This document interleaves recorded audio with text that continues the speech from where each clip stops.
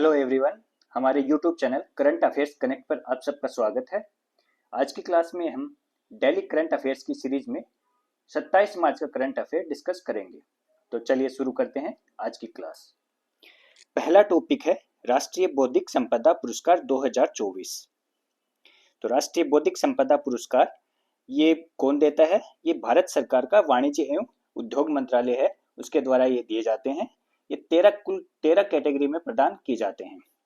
राष्ट्रीय बौद्धिक संपदा पुरस्कार 2024 है, वो कुल 10 श्रेणियों में 10 कैटेगरी में दिया गया है।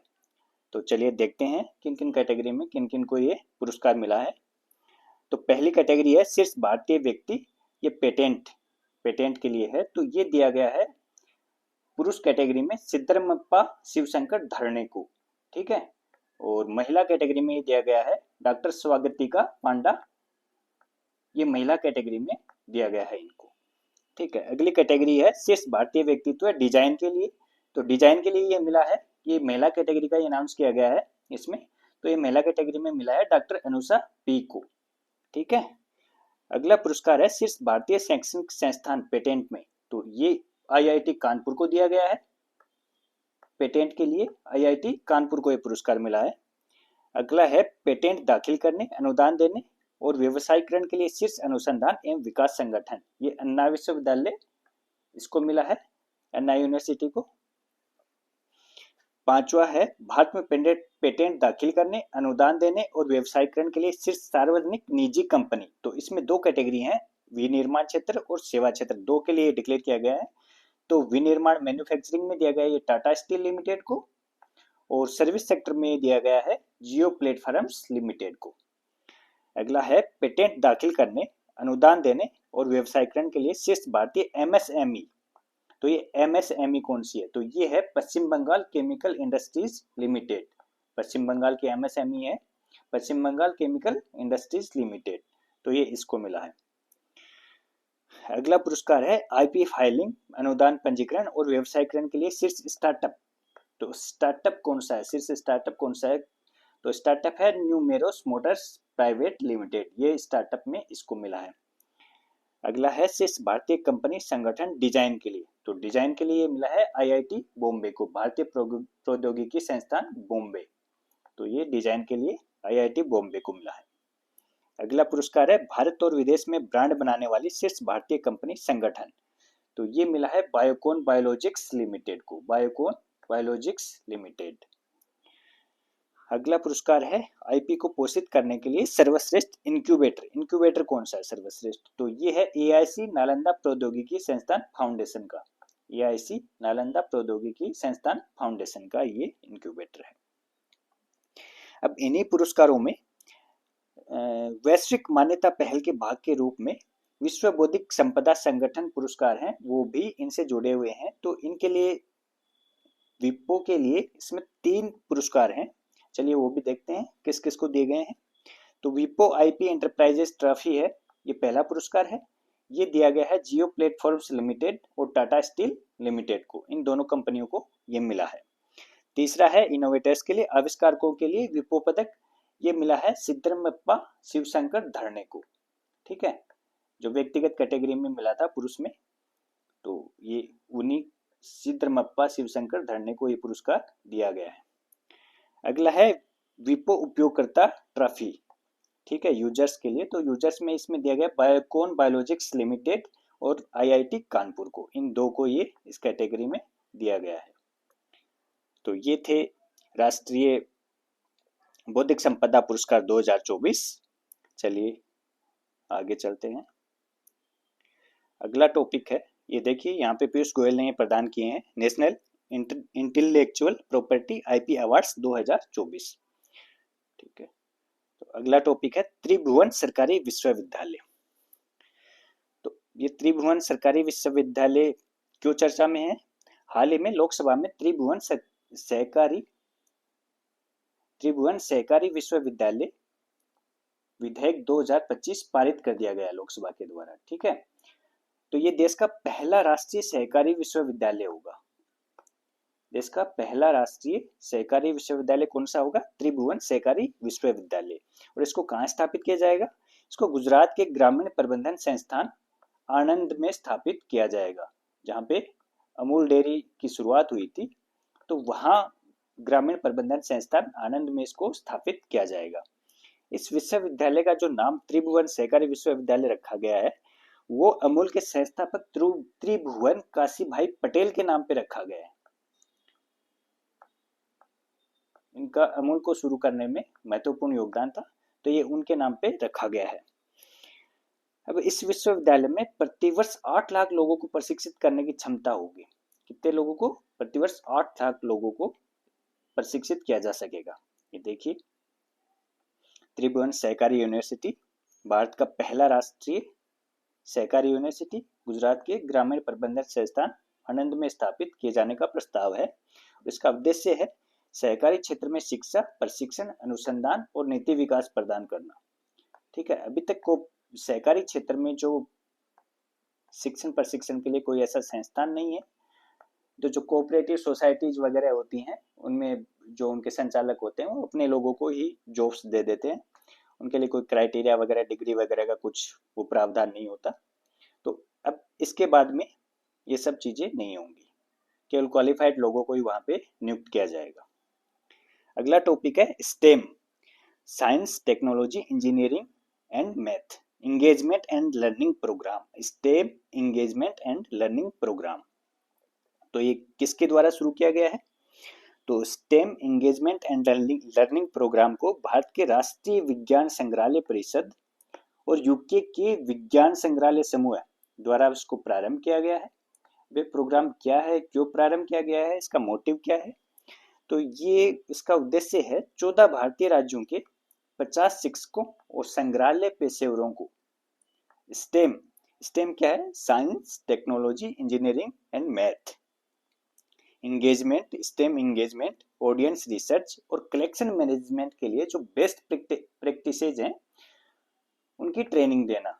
ठीक है, तो ये 14 भारतीय राज्यों के 50 शिक्षक और संग्रहालय पेशेवर हैं जिनके लिए ये स्टेम शुरू किया गया है। ये देखिए, celebrating UK India stem engagement, ये इंडिया और यूके की एक पहल है। अगला टॉपिक है माउंट एवरेस्ट और माउंट कंचनजंगा अभियान। तो ये माउंट एवरेस्ट और माउंट कंचनजंगा के लिए 2 अभियान हैं, उनको हरी झंडी दिखाई गई है। रक्षा राज्य मंत्री श्री संजय सेठ द्वारा 26 मार्च 2025 को नई दिल्ली से ये 2 अभियान हैं, इनको प्रारंभ किया गया है। तो देखते हैं माउंट एवरेस्ट अभियान ये क्या है। तो माउंट एवरेस्ट अभियान है, इसका आयोजन हिमालयन पर्वतारोहण संस्थान दार्जिलिंग पश्चिम बंगाल और जोहार पर्वतारोहण एवं शीतकालीन खेल संस्थान जम्मू कश्मीर के सहयोग से नेहरू पर्वतारोहण संस्थान उत्तरकाशी उत्तराखंड के 60 गौरवशाली वर्ष पूरे होने के उपलक्ष्य में इस अभियान को प्रारंभ किया गया है। ठीक है, तो इस माउंट एवरेस्ट वाले अभियान का नेतृत्व करेंगे नेहरू पर्वतारोहण संस्थान के प्रिंसिपल कर्नल अंशुमान भदौरिया। कौन करेंगे? कर्नल अंशुमान भदौरिया नेहरू पर्वतारोहण संस्थान के प्रिंसिपल हैं और इसको 2 अप्रैल 2025 को इसको प्रारंभ किया जाएगा, स्टार्ट होगा ये 2 अप्रैल 2025 को। और दूसरा अभियान है माउंट कंचनजंगा के लिए। ठीक है, तो इस अभियान का आयोजन है वो राष्ट्रीय पर्वतारोहण एवं साहसिक खेल संस्थान, ये नीमच दिरांग अरुणाचल प्रदेश में स्थित है। तो ये नीमच की जो हर शिखर तिरंगा पहल है उसके अंतर्गत ये माउंट कंचनजंगा के लिए एक अभियान है, इसको प्रारंभ किया गया है। ठीक है, इसका नेतृत्व करेंगे नीमच दिरांग के निदेशक कर्नल रणवीर सिंह जामवाल। कौन करेंगे? कर्नल रणवीर सिंह जामवाल। और ये 7 अप्रैल 2025 को स्टार्ट होगा। ठीक है, नीमच पहले ही भारत के 27 राज्यों की सबसे ऊंची चोटियों पर सफलतापूर्वक चढ़ चुका है। अब माउंट कंचनजंगा के शिखर पर चढ़ने के साथ ही सभी 28 राज्य कवर हो जाएंगे।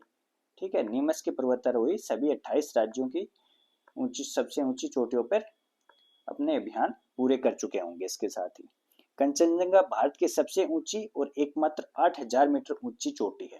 भारत की सबसे ऊंची चोटी है कंचनजंगा और इसकी ऊंचाई ये भारत की एकमात्र 8000 मीटर ऊंची चोटी है। इससे ऊंची चोटी भारत की और कोई नहीं है। ठीक है, तो इनके लोकेशन देखते हैं ये कहाँ पे है। तो कंचनजंगा जो है ये नेपाल के बॉर्डर पर सिक्किम में है कंचनजंगा, ये रही कंचनजंगा, ठीक है। और माउंट एवरेस्ट का आपको पता ही है, माउंट एवरेस्ट ये नेपाल में है, तो इसकी लोकेशन ये है माउंट एवरेस्ट, और ये रही कंचनजंगा, तो ये इन दोनों की लोकेशन है। चलिए अगला टॉपिक है vertical launched short range surface to air missile VL, vertical launched short range VL, vertical launched short range surface to air missile VLSRSAM, ठीक है। तो इसमें क्या हुआ है अभी नया डेवलपमेंट, तो इसमें DRDO और भारतीय नौसेना द्वारा 26 मार्च को इसका सफल उड़ान परीक्षण किया गया है। और ये कहाँ किया गया है, ये उड़ीसा के तट पर चांदीपुर स्थित एकीकृत परीक्षण रेंज में किया गया है। एकीकृत परीक्षण रेंज ITR में किया गया है, इंटीग्रेटेड टेस्टिंग रेंज, इसमें ये किया गया है, ठीक है। तो इसको VLSRSAM को DRDO द्वारा स्वदेशी रूप से विकसित किया गया है। DRDO द्वारा उद्योग भागीदारों के साथ इसको स्वदेशी रूप से विकसित किया गया है, ठीक है। इसका उड़ान परीक्षण एक भूमि आधारित वर्टिकल लॉन्चर से बहुत ही नजदीकी सीमा और कम ऊंचाई पर एक उच्च गति वाले हवाई लक्ष्य के विरुद्ध किया गया, ठीक है। तो एक लैंड बेस्ड वर्टिकल लॉन्चर था, इससे उसको लॉन्च किया गया है, और ये जमीन के बहुत ही नजदीक और कम ऊंचाई पर इसका ये टेस्ट किया गया है। देखिए ये है VLSRSAM, ये इसका टेस्ट हुआ है ओडिशा के एकीकृत टेस्टिंग रेंज से। अगला टॉपिक है युवान। तो युवान क्या है और ये क्यों चर्चा में है, तो चौथे 25 बोलार्ड पुल तक युवान का 26 मार्च 2025 को नौसेना डॉकयार्ड विशाखापत्तनम में कोमोडोर राजीव जॉन की उपस्थिति में भारतीय नौसेना में इंडक्शन हुआ। भारतीय नौसेना में इसको शामिल किया गया है। कहाँ पे शामिल किया गया है, नौसेना डॉकयार्ड विशाखापत्तनम में, ठीक है। और इसका निर्माण किसने किया है, Titagarh rail systems limited Kolkata द्वारा किया गया है। ये टीटागढ़ रेल सिस्टम लिमिटेड द्वारा कुल 6 टगों का निर्माण किया जाएगा, जिसमें से युवान चौथा है, ठीक है, युवान चौथा है। इसका निर्माण स्वदेशी रूप से डिजाइन इसको किया गया है और भारतीय नौवहन रजिस्टर के प्रासंगिक नौसेना नियमों और विनियमन के अनुसार इसको बनाया गया है, ठीक है। तो ये जो टग होते हैं ये होते क्या है, बेसिकली इनका काम क्या होता है, ये करते क्या है, तो ये सीमित जल में बर्थिंग, अनबर्थिंग, युद्धाभ्यास के दौरान नौसेना के जहाजों और पनडुब्बियों को सहायता प्रदान करने के लिए और लंगर में आग बुझाने और सीमित खोज और बचाव ऑपरेशन करने की क्षमता से युक्त होते हैं। ये क्या करते हैं कि जो कम पानी होता है वहाँ पे जो बड़े जहाज होते हैं उनकी बर्थिंग अनबर्थिंग उनको मोड़ने के लिए और पनडुब्बियों वगैरह को वहाँ मोड़ने के लिए, इनके लिए किया जाता है। और अगर किसी जहाज में लंगर डाला हुआ जहाज है और उसमें आग वगैरह लग जाती है तो वहाँ भी ये इनमें आग बुझाने की और बचाव ऑपरेशन चलाने की कैपेसिटी होती है। तो ये है, ये देखिए युवान, ये है युवान, इसका नौसेना में इंडक्शन किया जा रहा है, ठीक है। तो अगला टॉपिक है रक्षा मंत्रालय द्वारा भारतीय सेना की परिचालन तत्परता बढ़ाने के लिए 155 मिमी 52 calibre advance towed artillery gun system और high mobility vehicle 6x6 gun towing vehicles के लिए 6900 करोड़ रुपए के अनुबंध पर हस्ताक्षर किए गए हैं। अभी डिफेंस मिनिस्ट्री ने हस्ताक्षर किए हैं, तो ये किसके साथ किए हैं, तो जो ये 155 millimetre 52 calibre advance towed artillery gun system ATAGS है, उसके लिए तो किए गए हैं भारत फोर्ज लिमिटेड के साथ। और high mobility vehicles 6x6 gun towing vehicles जो हैं ये टाटा एडवांस सिस्टम लिमिटेड से खरीदे जाएंगे। तो भारत फोर्ज और टाटा एडवांस लिमिटेड के साथ डिफेंस मिनिस्टर ने 6900 करोड़ रुपए का समझौता किया है। तो ये देखिए ये गन है ATAGS और ये टाटा के ट्रक हैं जो बेसिकली गन को खींचेंगे, गन टोइंग व्हीकल्स हैं, गन को मतलब ट्रांसपोर्ट करना होता है, ले जाना होता है, तो उसके लिए काम में लिए जाएंगे। ये रहा आपका ATAGS। अगला टॉपिक है रिपल्स ऑफ चेंज। तो रिपल्स ऑफ चेंज है क्या? तो रिपल्स ऑफ चेंज एक पुस्तक है जिसका अनावरण हुआ है, विमोचन हुआ है अभी। तो केंद्रीय जल शक्ति मंत्री CR पाटिल द्वारा नई दिल्ली में ripples of change gender transformative rural वास प्रोग्राम्स इन इंडिया पुस्तक का विमोचन किया गया है। ठीक है, तो ये पुस्तक, इसका विमोचन किया गया है केंद्रीय जल शक्ति मंत्री CR पाटिल द्वारा नई दिल्ली में। तो ये पुस्तक जो है इसको लिखा किसने है? तो ये पेयजल एवं स्वच्छता विभाग, जल शक्ति मंत्रालय और यूनिसेफ इंडिया का संयुक्त प्रकाशन है। इन दोनों संस्थानों ने इसको लिखा है।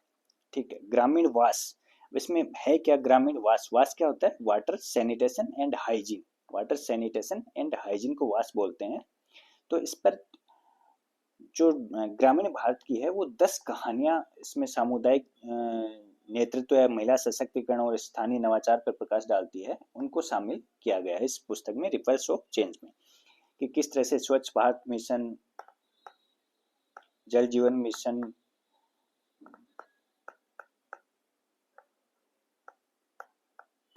ग्रामीण भारत में लोगों के जीवन में चेंजेस ला रहे हैं, वो सब इसमें बताया गया है रिपल्स ऑफ चेंज में। देखिए ये सब विमोचन कर रहे हैं रिपल्स ऑफ चेंज का। अगला टॉपिक है विश्व सामाजिक सुरक्षा रिपोर्ट WSPR 2024 से 26। तो ये विश्व सामाजिक सुरक्षा रिपोर्ट जारी कौन करता है? तो ये अंतर्राष्ट्रीय श्रम संगठन ILO द्वारा प्रकाशित की जाती है। ये रिपोर्ट ILO इसको जारी करता है। तो देखते हैं इसमें अपने लिए, भारत के लिए क्या इसमें फाइंडिंग्स हैं, क्या प्रमुख निष्कर्ष हैं।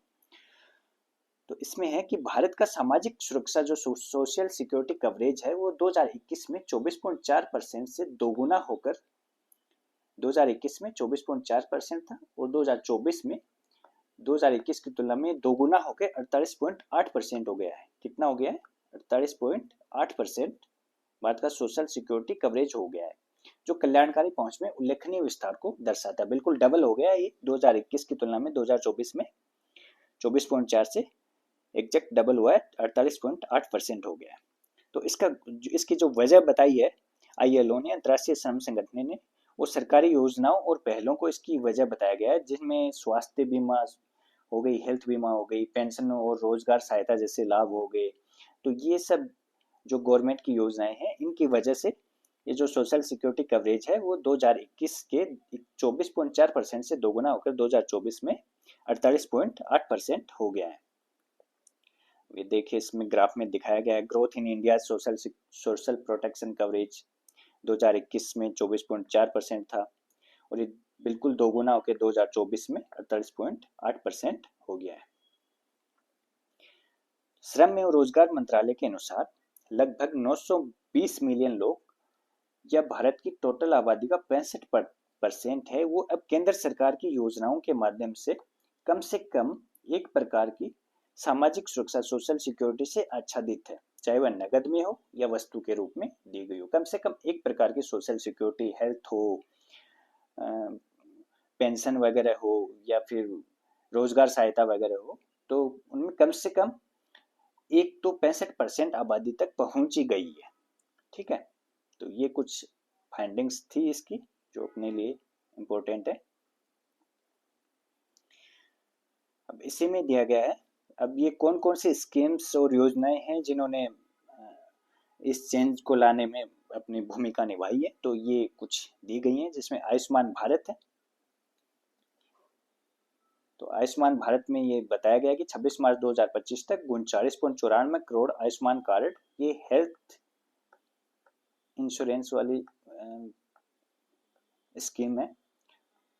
तो इसमें 39.94 करोड़ आयुष्मान कार्ड जारी किए जा चुके हैं, जो प्रति परिवार 5 लाख, इसके अंतर्गत प्रति परिवार 5 लाख रुपए का निःशुल्क स्वास्थ्य कवरेज प्रदान किया जाता है। और इसके अंतर्गत ये योजना है जो देश भर के टोटल 24,810 अस्पतालों में उपलब्ध है। 24,810 अस्पतालों में उपलब्ध है और प्रति परिवार 5 लाख का बीमा कवरेज, इसमें स्वास्थ्य कवरेज, हेल्थ कवरेज दिया गया है। ठीक है, अगली है प्रधानमंत्री गरीब कल्याण अन्न योजना। तो एक कोविड-19 महामारी के कारण होने वाली आर्थिक कठिनाइयों को दूर करने के लिए इस योजना को शुरू किया गया था और इसके तहत जो कमजोर आबादी होती है उसको मुफ्त खाद्यान्न उपलब्ध करवाया जाता है, मुफ्त खाद्यान्न दिया जाता है। अब इसमें डेटा दे रखा है अपने को, दिसंबर 2024 तक 80.67 करोड़ लोगों को मुफ्त खाद्यान्न मिल रहा था। ये अपने लिए इंपॉर्टेंट, कितने लोगों को मिल रहा था? 80.67 करोड़ लोगों को मुफ्त खाद्यान्न मिल रहा था। ठीक है, इसका जो टारगेट था इस स्कीम का 81.35 करोड़ का, उसके बहुत नजदीक है। इसका टारगेट कितना था? 81.35 करोड़ का इसका टारगेट था। तो मिल कितनों को रहा है? 80.67 करोड़ लोगों को मुफ्त खाद्यान्न मिल रहा है। अगला ई श्रम पोर्टल है। तो ई श्रम पोर्टल है, इसको असंगठित क्षेत्र के जो श्रमिक हैं उनका एक नेशनल डेटाबेस बनाने के लिए मिनिस्ट्री ऑफ लेबर द्वारा 26 अगस्त 2021 को इसको शुरू किया गया था। 26 अगस्त 2021 को शुरू किया गया था। ठीक है, तो इसके अंतर्गत क्या किया जाता है कि जो असंगठित क्षेत्र के जो श्रमिक हैं उनको सोशल सिक्योरिटी के लिए एक यूनिवर्सल अकाउंट नंबर प्रदान किया जाता है। तो इसका डेटा दे रखा है 3 मार्च 2025 तक।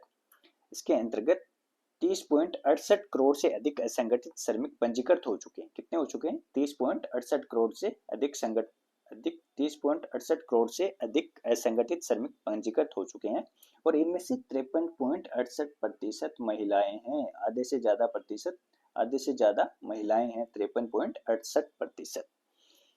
अगली स्कीम है अटल पेंशन योजना। अटल पेंशन योजना को 9 मई 2015 को प्रारंभ किया गया था। 9 मई 2015 को प्रारंभ किया गया था और इसका उद्देश्य क्या था? यूनिवर्सल सोशल सिक्योरिटी प्रदान करना, सार्वभौमिक सामाजिक सुरक्षा प्रदान करना। ठीक है, और ये किन के लिए विशेष रूप से शुरू की गई थी? तो विशेष रूप से गरीब, वंचित और असंगठित क्षेत्र के श्रमिकों के लिए ये प्रारंभ की गई थी। ठीक है, और ये स्कीम जो है वो प्रधानमंत्री जीवन ज्योति बीमा योजना और प्रधानमंत्री सुरक्षा बीमा योजना के साथ देश की सामाजिक सुरक्षा प्रणाली में एक महत्वपूर्ण भूमिका ये स्कीम निभाती है। अब इसका डेटा दे रखा है 31 दिसंबर 2024 तक 7.25 करोड़ लाभार्थी ने इस स्कीम में नामांकन किया है। कितनों ने? 7.25 करोड़ ने। 7, ये अपने लिए ध्यान में रखने वाली चीज है, 7.25 करोड़ ने।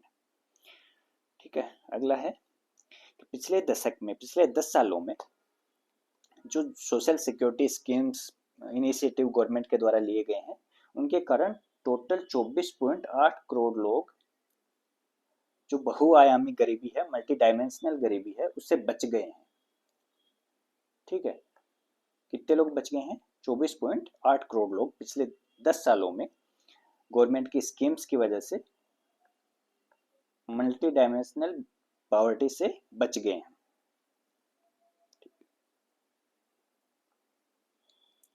अगला टॉपिक है ग्रामीण विकास मंत्रालय और यूनिसेफ युवा ने भारत भर में ग्रामीण महिलाओं और युवाओं को सशक्त बनाने के लिए एक आशय पत्र पर हस्ताक्षर किए हैं।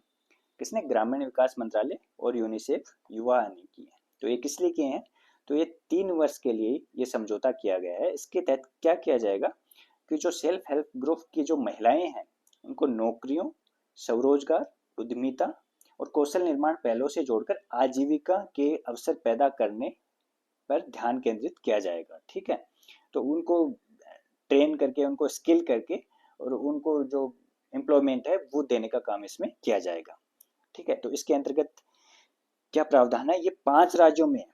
5 राज्यों कौन कौन से हैं? आंध्र प्रदेश, झारखंड, मध्य प्रदेश, ओडिशा और राजस्थान। इन 5 राज्यों के 5 ब्लॉकों में कंप्यूटर दीदी केंद्र और दीदी की दुकान की स्थापना के माध्यम से, कंप्यूटर दीदी केंद्र और दीदी की दुकान। ठीक है, कंप्यूटर दीदी केंद्र और दीदी की दुकान कितने राज्यों में? 5 राज्यों में, आंध्र प्रदेश, झारखंड, मध्य प्रदेश, उड़ीसा और राजस्थान। कितने ब्लॉकों में? 5 ब्लॉकों में, एक ब्लॉक 5 ब्लॉकों में। ठीक है, कंप्यूटर दीदी केंद्र और दीदी की दुकान की स्थापना के माध्यम से डिजिटल बुनियादी ढांचे को मजबूत करने का प्रयास किया जाएगा। ठीक है, तो ये इसके अंतर्गत किया जाएगा। अब यूनिसेफ युवा क्या है? तो ये यूनिसेफ द्वारा 2019 में प्रारंभ की गई एक पहल है। ठीक है, इसका उद्देश्य क्या है?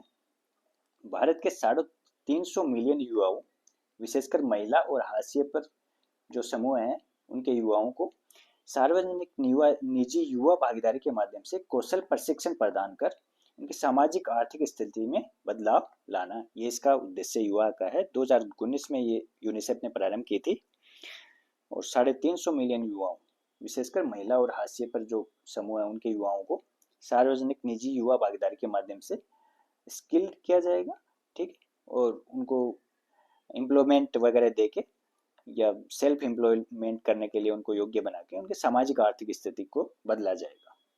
चलिए ये यहाँ पर साइन किए जा रहे हैं। अगला टॉपिक है राष्ट्रीय सामाजिक सुरक्षा संस्थान को राष्ट्रीय व्यावसायिक शिक्षा और प्रशिक्षण परिषद द्वारा अवार्डिंग बॉडी डुअल के रूप में मान्यता प्रदान की गई है। राष्ट्रीय सामाजिक सुरक्षा संस्थान को, राष्ट्रीय सामाजिक सुरक्षा संस्थान को, ठीक है।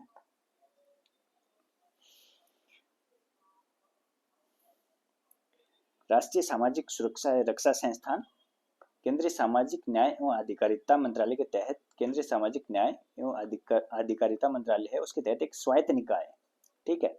तो इसको अब अवार्डिंग बॉडी के रूप में मान्यता दी गई है। तो इस मान्यता का मतलब क्या है, ये क्या करेगा, ये उन शिक्षार्थियों को डिग्री वगैरह देगा, मूल्यांकन और प्रमाणन उनका कर सकता है जहां अवार्डिंग बॉडी द्वारा सीधे तौर पर या उसके स्वामित्व वाले या पूरी तरह से प्रबंधित परिसरों या प्रशिक्षण केंद्रों में प्रशिक्षण दिया जा रहा है। तो वहां पे ये डिग्री वगैरह उनको दे सकता है, उनको सर्टिफिकेट वगैरह दे सकता है। तो इसके लिए ये बेसिकली दी गई है राष्ट्रीय सामाजिक सुरक्षा संस्थान को। बस इतना ही है इसमें। अगला टॉपिक है राष्ट्रीय मानवाधिकार आयोग भारत द्वारा वर्ष 2024 में इनके द्वारा एक NHRC के द्वारा एक 2024 में प्रतियोगिता, लघु फिल्म प्रतियोगिता थी, वो प्रारंभ की गई थी। तो उसके जो विजेता थे उनको टोटल उनके 7 विजेता थे। तो उन 7 विजेताओं को पुरस्कार दिया गया है। तो उसमें से अपन जो इम्पोर्टेंट 3 पुरस्कार हैं किनको मिले हैं वो देख लेते हैं। तो ये जो प्रतियोगिता है ये वर्ष 2015 में प्रारंभ की गई थी और ये इसका 10वां संस्करण था। 2024 वाला इसका 10वां संस्करण था। तो अब शीर्ष 3 पुरस्कार इसमें किसको मिले हैं। प्रथम पुरस्कार मिला है दूध गंगा वैलीज डाइंग लाइफलाइन। ये लघु फिल्म है जिसको ये पुरस्कार मिला है और ये किसकी है, इंजीनियर अब्दुल राशिद भट्ट की है, एक जम्मू कश्मीर के हैं और इनको 2 लाख रुपए का पुरस्कार इसके अंतर्गत दिया गया है। दूसरा है फाइट फॉर राइट्स कदरपा राजू की ये लघु फिल्म है, इनको 1.5 लाख रुपए का पुरस्कार मिला है फाइट फॉर राइट्स को। और तीसरा पुरस्कार मिला है गोड R रविचंद्रन की ये लघु फिल्म है जिसको 1 लाख रुपए का ये पुरस्कार राष्ट्रीय मानवाधिकार आयोग द्वारा दिया गया है। तो इसी के साथ आज की क्लास समाप्त होती है। अगर आपको क्लास पसंद आई हो तो शेयर, सब्सक्राइब और लाइक जरूर कीजिएगा। मिलते हैं कल की क्लास में। Thank you.